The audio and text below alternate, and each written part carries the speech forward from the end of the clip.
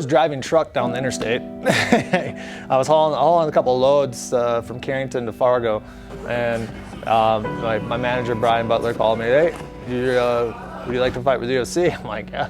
You're not pulling my leg, are you? He's like, nope. I'm like, oh, okay. So then, that was great. And then I call my parents, who, they have no background in the sport, no knowledge of the sport at the time. Even now, they're still kind of on edge on it. Called my mom and said, hey, I got signed to the UFC. She goes, oh, okay, good. So when are you gonna come home for Christmas? It's just, just right over the head, not grasping the relevancy of that.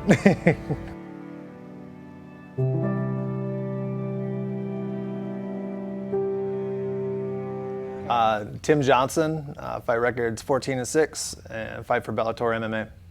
I had a pretty good upbringing. I was actually adopted at a pretty young age. I think I was like 3 months old when my parents got me. I grew up on a small farm in southwest Minnesota, and yeah, I mean it was a good upbringing.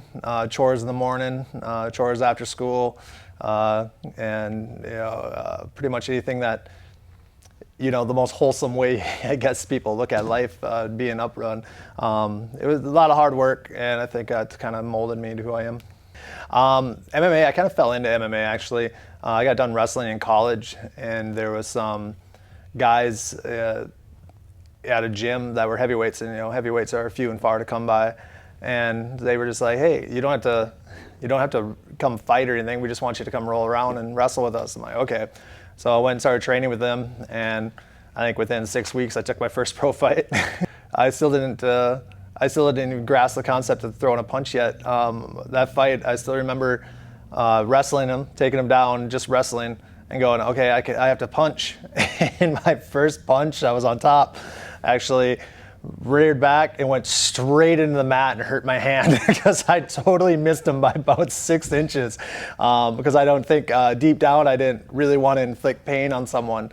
And but yeah, that was my very first fight.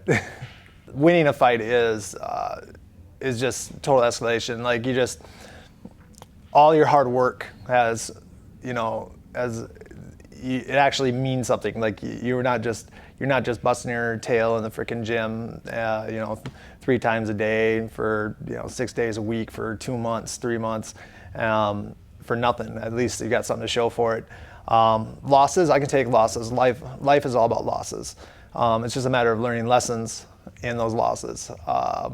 But with saying that, I would rather I'm happy with a loss if I know that I gave everything that I could, and that the person was a better fighter than me on that day. I think most fighters will say that, and they just don't want to go out there and get knocked out and not give it their all. First win in the UFC? Surprised.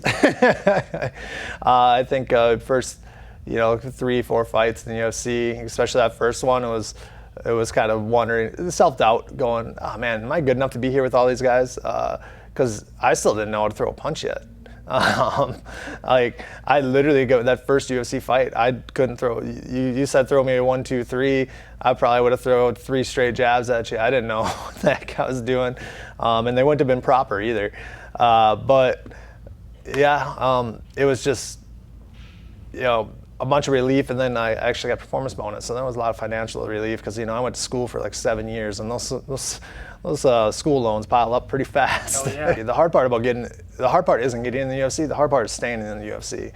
And when I look back on my career, I got nothing to hang my head about. I don't think I was able to, stay in the organization for almost 3 years and compete and travel around the world and fight a lot of top-notch heavyweights. And I think I fared pretty well for kid from Lamberton, Minnesota.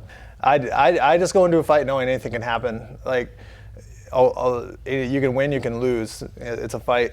I think, and maybe it goes back to my dad instilled in me is like, no matter how big, strong you are, there's always someone bigger, stronger, or better. It's having a little bit of humility, but still enough of a little bit of arrogance that you go out there and perform.